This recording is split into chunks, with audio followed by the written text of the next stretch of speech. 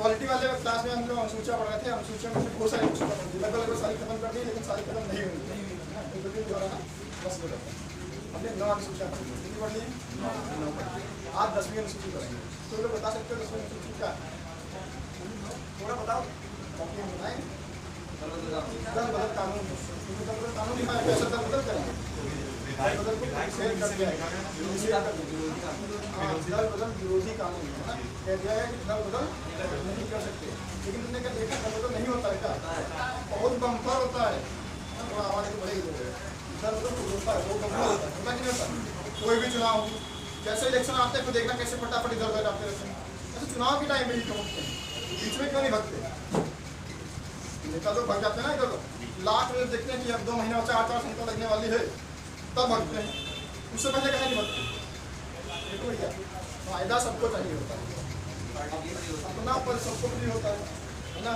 Party जीतने का कोई लेना देना नहीं होता है, सबको पता होता है कि सामने वाली पार्टी ना जीते। लेकिन जब तक चुनाव हुआ नहीं है तब तक क्या करते हैं, एक दिन में चुनाव का परिणाम बदल जाता है ना। रिस्क लेना पड़ता है, रिस्क है तो रिस्क है ना। तो बाद में तुमने देखा होगा कि ऐसा होता है कि जब चुनाव के थोड़े दिन रह जाते हैं तब दल बदल होते हैं, बीच में नहीं होते। चुनाव जीत जाए तब दल बदल होता है, तुरंत होंगे तो होंगे, बीच में नहीं होते हैं। क्यों? क्योंकि बीच में होता है नुकसान, नुकसान का कोई सौदा करता नहीं। घाटे का सौदा करना पसंद करोगे तुम? तो कैसे कैसे क्या नुकसान है थोड़ा समझो। कौन सी अनुसूची है? 10वीं कौन सी अनुसूची? 10वीं अनुसूची। अच्छा, हमारे संविधान में आधी अनुसूची थी पहले, ये हमने बाद में जोड़ी है ना। पहले तो थी नहीं, इसने क्या किया, इसको बाद में जोड़ा और इसमें हमने लिख दिया दल बदल विरोधी कानून। क्या लिख दिया?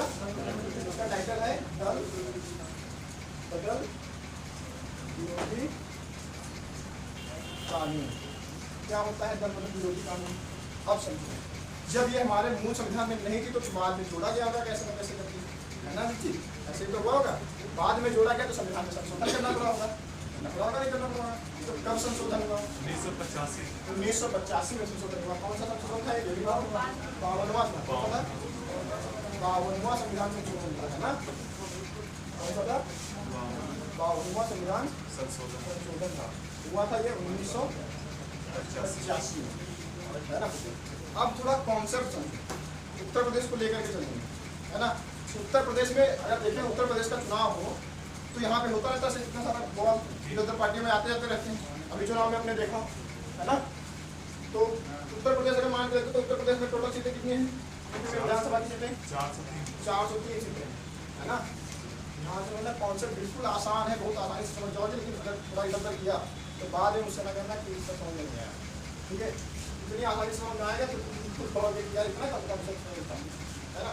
तो देख लेते हैं, उत्तर प्रदेश में पार्टियां मान लेते हैं। उत्तर प्रदेश में पार्टियां कौन कौन सी? 4 मान लीजिए, 4 एक पार्टी हो गई, इसी का शासन चल रहा है ना। दूसरी मान लेते हैं कांग्रेस, ठीक है, एसपी हो गया, ठीक है। एक बीएसपी मान लेते हैं, बहन जी को कहा है ना। तो 3 पार्टियां मान लेते हैं उत्तर प्रदेश में, बड़ी बड़ी 3 पार्टियां, ठीक है। 403 सीटों पर चुनाव हुआ और जीती कितनी सीटें? मान लिया बीजेपी ने जीता 193 सीटें। कितनी जीती? 193 सीटें। सपा ने कितनी जीती? 50। अरे इतनी कम नहीं हुआ, थोड़ी इज्जत रखो इनकी, 150 कर दो, ठीक। बच्ची कितनी सीटें? बीएसपी कितनी जीती? 100 सीटें जीती। कितनी बची? 100 सीटें कौन जीता? बीएसपी। हालांकि ये कंडीशन है नहीं, बीएसपी केवल 2 सीटें पाई, है ना। अस्तित्व केवल बचा है एक ही भी पाई है, 100 मतलब 100 गुना बढ़ा दिए हैं। तो मतलब इज्जत करें हमारी बहन की, तो इतना सम्मान करें। तो कितनी सीटें हो गई हमारी? 400। बोलो तो 400 नहीं होंगी, 403 होंगी, 403 सीटें हो गई, कोई सीटें बढ़ गई। अच्छा तुमने बताओ इसमें सरकार किसकी बनेगी? तीनों पार्टियों में से किसकी सरकार बनेगी? सर बीजेपी की बनेगी, लेकिन ये दोनों मिली-जुली सरकार बना सकते हैं। देखो अभी इसमें किसी की भी सरकार नहीं बनेगी, किसी की भी सरकार नहीं बनेगी। क्यों? क्या बोलो? बोलो तेज बोलो, सुनो मेरी बात सुनो, बोलो तो तेज बोलो। कितना हुआ? 3 9 5 14 के 4 हो गया, 110 कर लो, ठीक है। 110 ठीक है। 110 सीटें देंगे। और दिख रहा है यहाँ पे ये 1 बना हुआ है, 0 बना हुआ है, ठीक है, समझो बात को, है ना, केवल कॉन्सेप्ट समझना है। अब हो गई 403, है ना। अब देखो, अब तुम बताओ इसमें किसकी बनेगी सरकार? दोनों हो जाए नीचे वाले तो इसकी बन जाएगी गठबंधन। अभी गठबंधन की सरकार बनेगी, अभी इसमें से किसी की भी सरकार नहीं बन सकती, है ना, क्योंकि सरकार बनाने के लिए क्या चाहिए? सरकार बनाने के लिए अरे बहुमत तो है, इसके पास बहुमत हो गया तो सबसे ज्यादा बहुमत किसके पास? हाँ, सरकार बनाने के लिए क्या चाहिए?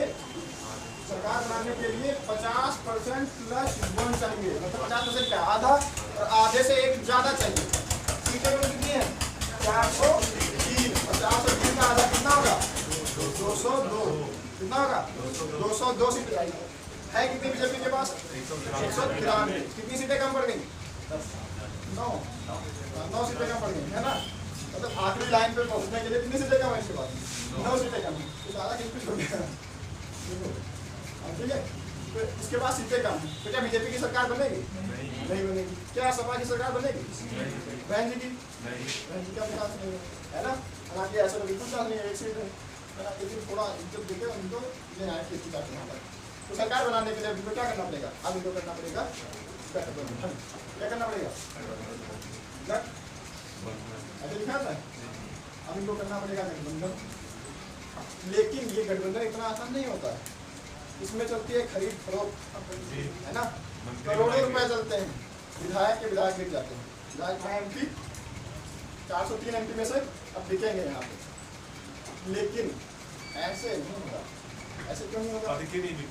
हाँ, पद या नहीं, पैसा मिल जाता है, उसके बिक जाते हैं। पैसे दे दो, 2 करोड़ रुपए दो, ले जाओ, 5 करोड़, अभी ज़्यादा बिकने लगे, 100 करोड़ ले लेते हैं, अभी पैसा ज़्यादा आ गया है, 100 करोड़ रुपये पहले 1 करोड़ में बिक जाते थे, है ना। तो अभी क्या होगा? किसी की भी सरकार बनेगी नहीं। अब सरकार बनाने के लिए क्या करना पड़ेगा?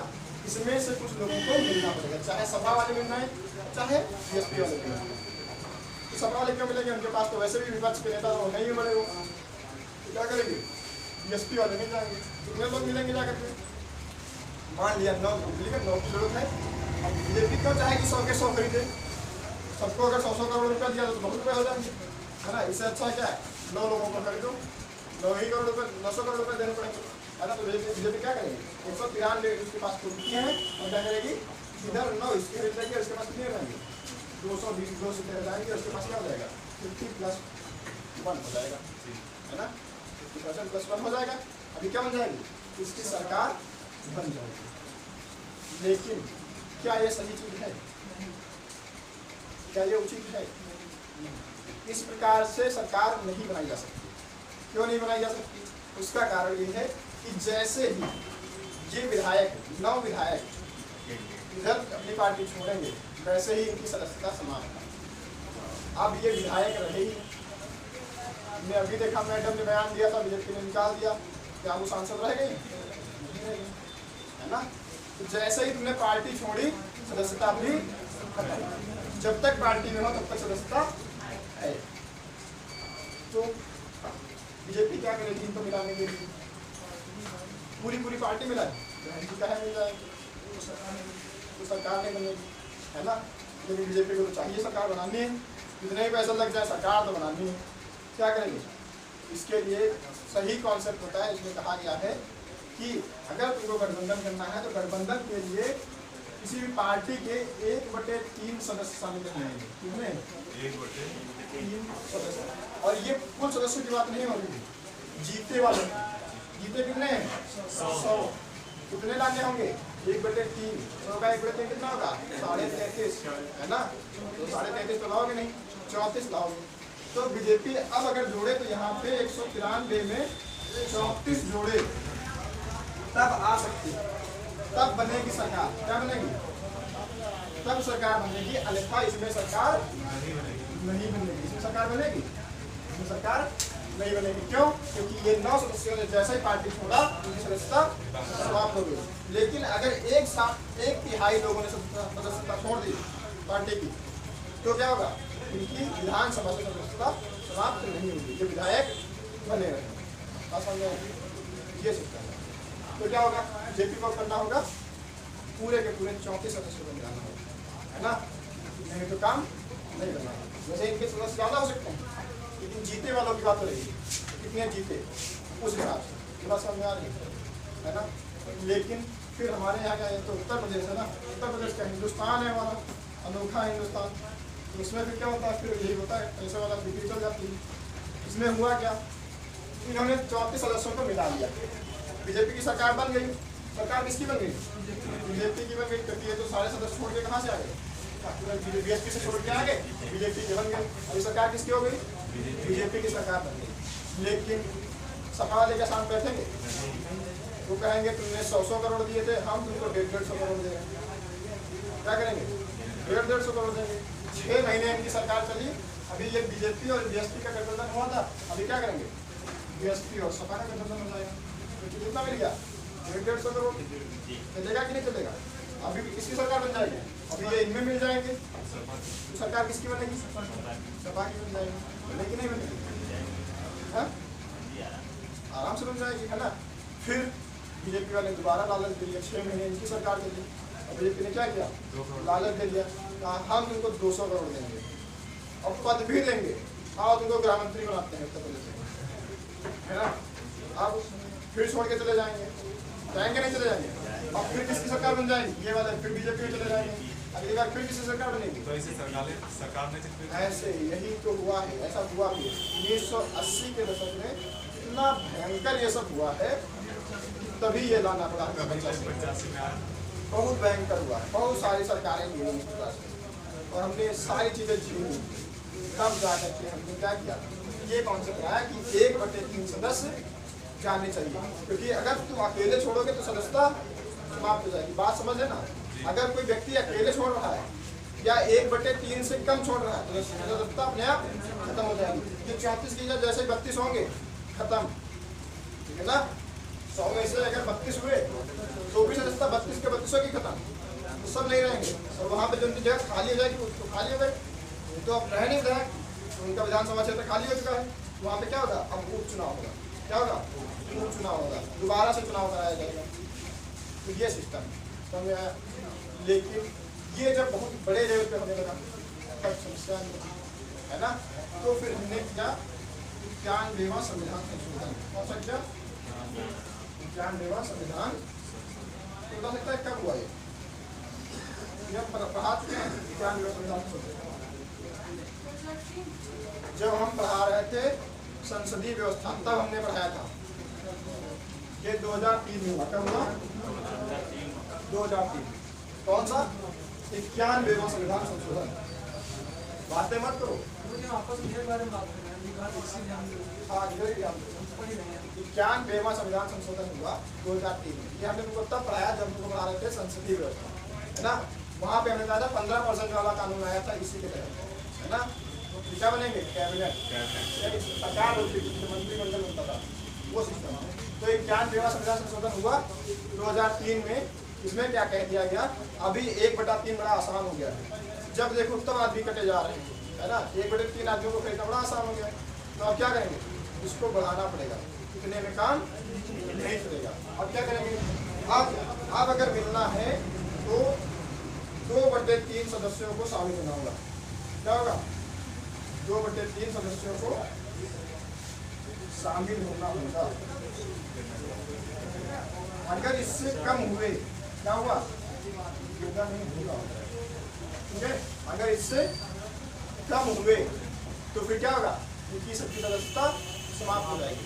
अभी इनको कितने चाहिए, अगर 100 हैं और ये बीजेपी में मिलना चाहते हैं तो कितने आने चाहिए, 67 आने चाहिए। 66.5 होता है ना, तो कितना आएगा, 66 की समझ में आता है, इतना पहुँचेगा लगभग 67 के पास। अभी कितने सदस्य शामिल हो इसमें, 67 सदस्य शामिल हो, ठीक है ना। अब 67 आएंगे तो 193 में जुड़ेंगे, अब जा करके बनेगी बीजेपी की सरकार। अगर सर मायावती का मूड बदल जाए और सर बीजेपी में सारे लोग चले जाए तो क्या, तब सीधे इसमें पार्टियों का गठबंधन हो जाएगा, तब उसमें सदस्यता समाप्त होने का कुछ है ही नहीं, दल बदल हुआ ही नहीं, जिसका जो दल है उसका वो दल बना ही रहा। अगर तुम सोचो कि पूरी की पूरी बीएसपी बीजेपी में होकर मिल जाए, समर्थन कर ले, बहन जी आए मोदी जी से हाथ मिला ले, तो क्या दल बदल हुआ, बीजेपी वालों का बीजेपी दल है, बीएसपी वालों का बीएसपी दल है, वो तो बने रहे, पार्टियां आपस में मिल गई। तब तो दल बदल हुआ ही नहीं, हुआ दल बदल नहीं, तो उसके तो कोई लफड़ा है नहीं। लफड़ा तो इस पे है ना कि लड़े तुम्हारे नाम से कि हम बीएसपी के हैं, वोट ले लिया है ना, बीएसपी का सारा वोट क्या रहता है, तो खुल के कहते हमारा केवल 80 वोट है, बाकी कोई चाहिए ही नहीं, इसी वजह से 1 सीट मिली हमको। क्योंकि अभी क्या होगा, जातिवाद जो करेगा वो जाएगा कठिन, है ना, तो इस सब चीज़ों से ऊपर निकलना पड़ेगा, क्योंकि ये हमारा ही शोषण करेंगे जितना भी होगा। अच्छे अच्छे एक से एक अच्छे नेता है ना, और तो क्या करते हैं, सब जातिवाद करते हैं, और हम लोगों को ध्यान देना है, ठीक है, ये बात ध्यान रखना। जब तक तुम जातिवाद से ऊपर नहीं आओगे, धर्मवाद से ऊपर नहीं आओगे, परिवारवाद से ऊपर नहीं आओगे, तब तक तुम्हारे राष्ट्र का कल्याण नहीं होगा। और उसी का परिणाम अभी बीएसपी ने झेला है कि सोचो 2 बार सरकार बना चुकी है, उसके बाद में भी केवल 1 सीट पाई है 403 की। इसका सबसे बड़ा कारण यही है कि सब परिवर्तन आएगा और सबको ले डूबेगा, है ना, इसलिए तुमको भी परिवर्तन करना पड़ेगा। अगर तुम नहीं बदले तो तुम्हें भी डूबेगा, तो तुमको ध्यान रखना पड़ेगा। तो अगली बार हमने 91वां संविधान संशोधन किया और 2003 में हमने किया कि अब 1/3 तो बहुत आसान से मिल जाते हैं, है ना, पैसे देना आसान होता है, सबको दे दो बहुत आसानी से मिल जाएंगे। लेकिन अब कह दिया गया कि 2/3 अगर कर दिया जाए तो इतना आसानी से मिल नहीं पाएंगे। तब क्या होगा, तब ज़्यादा सरकार फ्लैक्चुएट इधर उधर नहीं होगी, कभी इधर कभी उधर, कभी बीएसपी के पाले में कभी सपा के पाले में, ऐसे नहीं होगा। ऐसे स्थिर सरकार बनी रहेगी। स्थिरता को बनाए रखने के लिए क्या किया गया, 2/3 का कॉन्सेप्ट रख दिया गया। अब सोचो 2/3 खरीद पाओगे, 2/3 खरीद लेना मतलब पूरी की पूरी पार्टी खरीद लेनी है ना। 100 में से 67 या 68 विधायकों को खरीद लेना छोटी बात नहीं, लगभग पूरी पार्टी खरीद ली, इतना तो आसान है नहीं।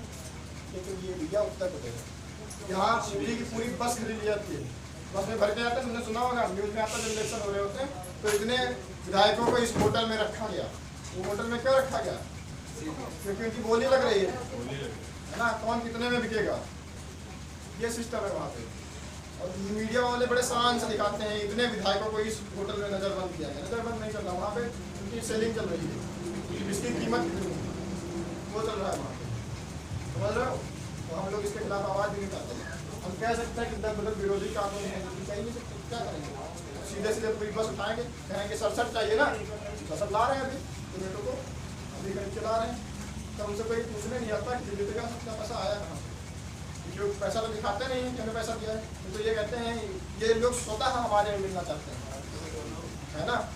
लेकिन हमने देखा होगा कभी कभी चुनाव से पहले ये लोग मिल जाते हैं दूसरी पार्टियों में, तब क्या होता है, ऐसी कंडीशन में ये लोग अपनी पार्टी से इस्तीफा देते हैं। पहले क्या करेंगे, सबसे पहले पार्टी से इस्तीफा दे दिया, है ना। अब जैसे ही पार्टी से इस्तीफा दिया, इनकी सदस्यता समाप्त हो गई कि नहीं हो गई, तो खुद पता है। अब ये जा करके मान लिया बीएसपी के थे, इन्होंने बीएसपी से दे दिया इस्तीफा, अब ये क्या हो गए, अब विधायक तो रहे नहीं, अब ये निकल के कहाँ चले, बीजेपी में। अब बीजेपी में मिल गए, अब 6 महीने के अंदर उपचुनाव कराने, क्या कराना है, 6 महीने के अंदर उपचुनाव कराना है। जितने लोगों ने छोड़ा था वो फिर जीत जाएंगे वहाँ पे, क्योंकि अभी तो जीते हैं वहाँ पे, दोबारा फिर जीत लेते हैं वहीं पे, तो यही होता है, वो जीत लेते हैं। जनता इतनी मूर्ख है, ध्यान ही नहीं देती, खरीद चल रही है इनकी, बिक्री चल रही है, जनता फिर उसी को वोट देती है। जनता ये नहीं सोचती कि किस पार्टी में थे, उस पार्टी का जो किसी साथ नहीं किया, उस पार्टी का ईमानदार नहीं बना, तो हमारे लिए क्या ईमानदार होगा, ये जो गद्दार है सबके लिए गद्दार है। लेकिन जनता क्या करती है, जनता करेगी कोई बात नहीं, ये हमारी जाति का है, हम समर्थन करेंगे, किसी भी पार्टी में रहे हम तो करेंगे समर्थन। तो क्या होता है, उपचुनाव होता है, दोबारा से फिर से जीत लेता है, और फिर कहाँ से आता है, फिर दूसरी पार्टी में चला जाता है, और इस प्रकार क्या होती है, सरकारी गिर जाती है, ये होता है। तो अभी क्या दिया गया है, अभी 2/3 वाला कॉन्सेप्ट लागू कर दिया गया है। अभी 2/3 से अगर कम होंगे तो क्या इधर तो बिक्री होगी नहीं होगी। लेकिन ऐसा संशोधन किए हैं, ऐसा करना नहीं चाहिए था। 2/3 बहुत बड़ी चीज होती है, नहीं सर, इतना कर पाना बहुत आसान नहीं होता। 2/3 लोगों को अपने पास में मिला लेना इतना आसान नहीं है। नहीं सर, ये हम कहना चाह रहे, जो विधायक दूसरे से मिलते हैं ना जाके, वो हटा दिया जाता, सीधा राज प्रशासन लगा दे। अरे ऐसे थोड़ी ना होता है, क्या कहना है कि जैसे ही दल बदल होने लगे सीधे राष्ट्रपति कानून लगा, ये कौन सी बात हुई। मान लिया 100 लोग हैं, किसी से लड़ाई हो गई, 1-2 लोगों का ऐसे मनमुटाव हो सकता है, अब वो पार्टी छोड़ना चाहते हैं, इधर मिलना चाहते हैं, तो तुम 2 लोगों के चक्कर में पूरा राष्ट्रपति शासन लगा दो, ये कोई बात थोड़ी ना। ऐसे तो कोई बनना आएगा तुरंत राष्ट्रपति शासन लगाएगा, इस हिसाब से तो परमानेंट यही लगा रहेगा, राष्ट्रपति शासन ही रहेगा, तो केंद्र में चली नहीं पाएगी सरकार। होता है। जो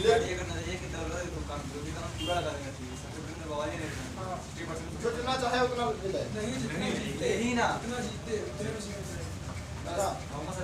बहुमत वाली सरकार बने 50% ऐसे में देखो तुमको बताते हैं समस्या क्या आएगी। ऐसे में मान लेते हैं कभी ऐसा भी हो सकता है कि इधर 101 पार्टी जीते तो 151 सीटें पा जाएंगी और एक पार्टी क्या करे 149 सीटें पाए और एक पार्टी 100 सीटें पाएगी, है ना। तो 151 और 149 वाले में केवल 2 सीटों का गैप है, मात्र 2 सीटों का, बहुत ज्यादा अंतर है नहीं। मतलब आधे प्रदेश पे एक पार्टी है और आधे प्रदेश पे एक पार्टी है। कैसे शासन कर पाओगे उतना बेहतर? शासन चल ही नहीं पाएगा। आधे दूसरी पार्टी के विधायक, आधे दूसरी पार्टी के विधायक, तो आपस में सामने से बराबर की टक्कर होगी। तो पैरेलल सरकार चलने लगेगी नहीं चलने लगेगी लोग, तब ऐसा कॉन्सेप्ट इसलिए लागू नहीं होता वहाँ पे, समझ रहे बात। इसलिए 50% से प्लस वन का ये सिस्टम रखा है, 50% से एक सीट ज्यादा होगी तो ही चलेगा। चलो छोड़ो, तुम सारे एग्जाम्पल छोड़ो, लाइव वाला देखो, बात छोड़ो, लाइव एग्जाम्पल तुमको हम दिखाते हैं। हमारे बिहार में है ना, बहुत प्यारा एग्जाम्पल। बिहार में अभी तुरंत का मामला है नया नया, है ना। बिहार में 2 पार्टियां, एक है आरजेडी और एक क्या है जेडीयू। 2 पार्टियां हैं, लालू प्रसाद यादव, नीतीश कुमार यादव, 2 पार्टियां हैं। क्या हुआ, 2 पार्टियां मिल करके वहां पे सरकार बनाई। इसी बार की बात कर रहे हैं, आरजेडी और जेडीयू मिल करके सरकार बना दी। बीच में क्या किया, लालू भैया चले गए जेल, पार्टी ने छोड़ दिया। क्या किया, पार्टी ने गठबंधन तोड़ दिया। अभी क्या हुई, आरजेडी की सरकार खतरे में आ गई कि नहीं आ गई? आ गई, बिल्कुल खतरे में। अभी यहाँ पे दोबारा चुनाव कराने की स्थिति आ सकती थी, लेकिन क्या ऐसा होने देंगे? नहीं भैया। आरजेडी वालों ने क्या किया, बीजेपी वालों से गठबंधन कर लिया। किससे कर लिया? बीजेपी वालों से गठबंधन हो गया, फिर से सरकार बन गई आरजेडी की। नीतीश कुमार यादव फिर से आ गए, शराब बंद हो गई, एक भी नहीं बंद हो गई, तो सरकार बन गई इनकी। अभी 1 ही महीना हुआ, ताजा मैटर।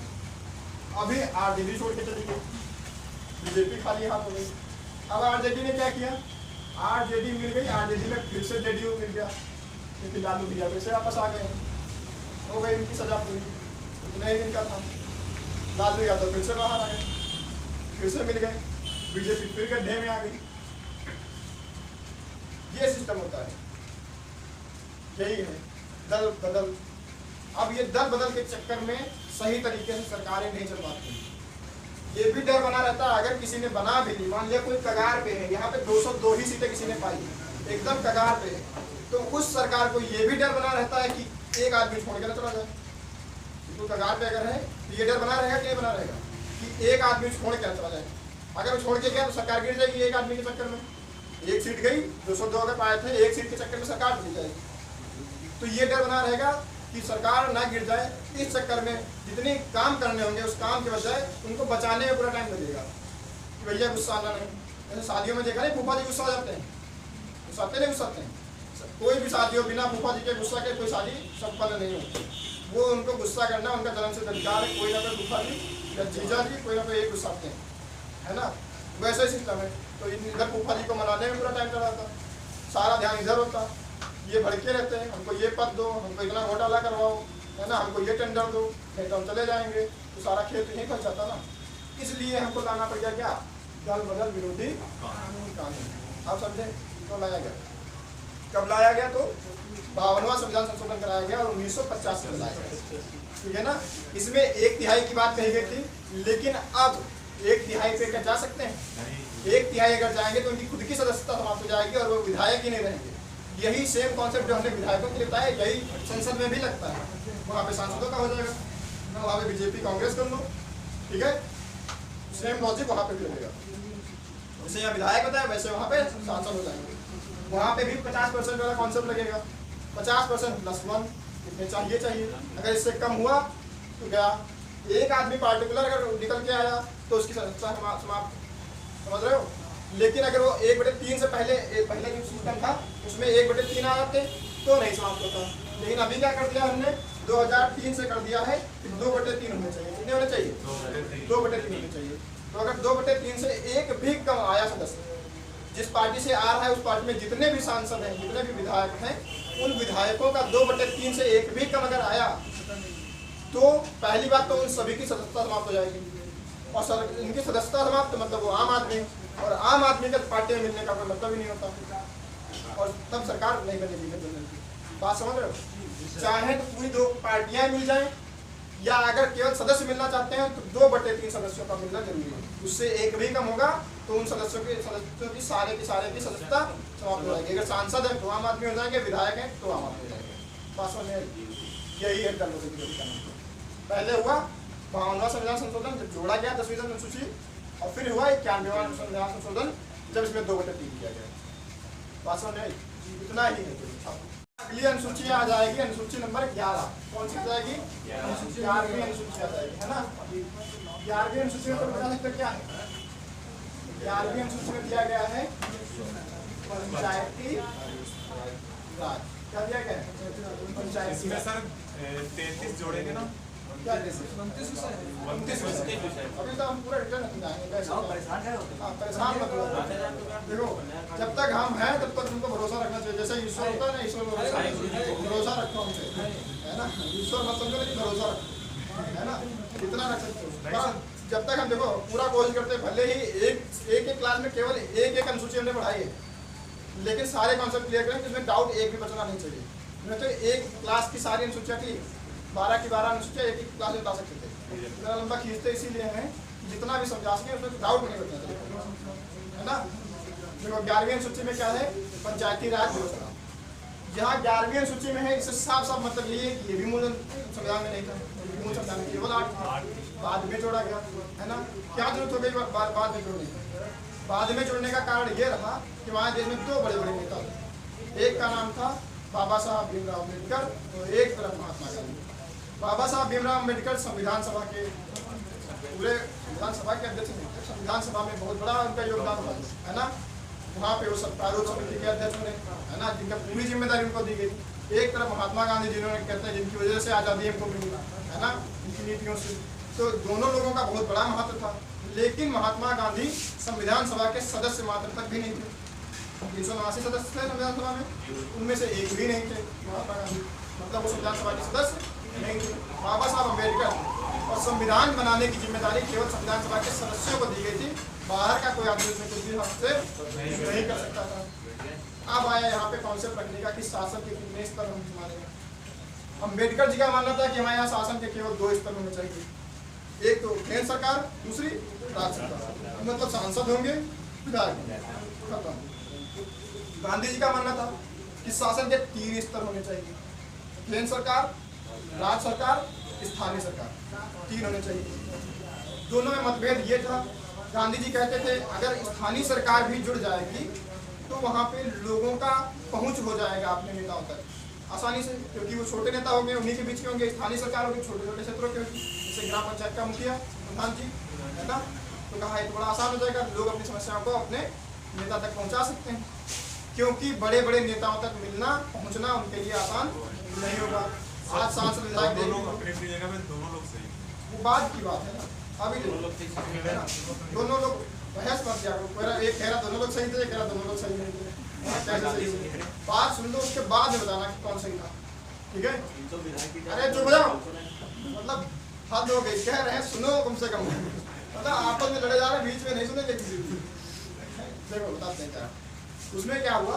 गांधी जी का यह मानना था कि जो सांसद विधायक लोग हैं बहुत बड़े लेवल पर जाएंगे, और गाँव का जो कॉमन आदमी होगा, आम जनता, किसान होगी, वो पहुंच नहीं पाएगा उन तक। और आज हुआ भी, आज तो भगवान बने बैठे हैं, सांसद बन जाओ भगवान हो तुम। भगवान से एक बार तुम पूजा प्रार्थना कर लो तो हो सकता है प्रकट हो जाए, विधायक सांसद नहीं प्रकट होंगे प्रकट। लास्ट में 2 महीने बचेंगे चुनाव के, तो वो भगवान उनके लिए तुम हो जाओगे, तुम्हारे चरणों में गिर जाएंगे, ना कर देंगे। लेकिन गांधी जी को सब पता था, वो बंदा बहुत टैलेंटेड था, ऐसा छोटा मोटा आदमी नहीं था, बहुत दूर की सोचता था, दूरदर्शी आदमी था। अम्बेडकर जी का यह मानना था कि अगर स्थानीय सरकार बन गई तो हर क्षेत्र में छोटे छोटे नेता हो जाएंगे, और जब क्षेत्र में छोटे छोटे नेता होंगे तो नेताओं की पहुंच जनता तक ज़्यादा हो जाएगी, और नेताओं की पहुंच जनता तक ज़्यादा होना मतलब फिर से शोषण स्टार्ट हो जाएगा, और उसी शोषण के खिलाफ ही तो हमारी सब मुहिम। छोटे छोटे नेता बन जाएंगे तो ये जनता को ज़्यादा शोषित करेंगे, तो शोषित हो जाएगी ज़्यादा, तो उनका ये मानना था, दोनों के यही विचार अपने अपनी जगह पे सही थे, थे कि नहीं थे। उस हिसाब के समय जब वो स्थिति थी, जब ये संविधान बन रहा था, उस समय पर ये स्थिति अम्बेडकर साहब के हिसाब से ज्यादा सही थी। आज के समय के हिसाब से गांधी जी ज्यादा सही थे। गांधी जी, हमने पहले कहा, गांधी जी दूरदर्शी थे, काफी ज्यादा दूर की सोचते थे। दोनों में विवाद हो गया, गांधी जी गुस्सा आ गए। गांधी जी को मनाना जरूरी है यार, ऐसा थोड़ी ना गांधी जी से गुस्सा चल जाए। बहुत आदमी कितनी बार भूखे रहा है वो, है ना, कितनी बार जेल का डंडे खाया है, तो मतलब कम से कम मुंह का तो कम से कम करना कर ही सकते हो। हमसे तो 1 मिनट नहीं होता, 1 घंटा नहीं बर्दाश्त होता है। वो खुदा जाए तो चाहिए खाना, वो बंदा 4-4, 5-5 दिन बिना खाए पिए अनशन पे बैठा रहता था, है ना। तो ये सारा कॉन्सेप्ट था। अब गांधी जी की बात को भी मानना था, नेहरू की बात, अम्बेडकर साहब की बात को भी मानना था। ज्यादा बात माननी किसकी जाएगी? अम्बेडकर साहब की, क्योंकि वो क्या है, संविधान सभा के सदस्य हैं, और सदस्य मात्र छोड़ो, प्रारूप समिति के अध्यक्ष भी हैं, जिसको पूरी जिम्मेदारी दी गई है। गांधी जी तो बाहर है, गांधी जी की बात सुनी जाएगी, लेकिन इज्जत तो रखी जाएगी ना। तो गांधी जी की बात को इज्जत रखते हुए ऐसी जगह रख दिया गया जहाँ रखने और न रखने से कोई फायदा नहीं। कहाँ रखा गया? डीपीएसपी से। कहाँ रख दिया गया? पंचायती राज डीपीएसपी में रख दिया गया, अनुच्छेद नंबर 40, वहां पे रखा गया पंचायती राज व्यवस्था। कहा कि इसमें रख दिया है, कोई भी राज्य से लगता है कि उससे यहाँ पंचायती राज व्यवस्था होनी चाहिए तो वो कर ले, पर एक साथ सब नहीं लागू नहीं होगा।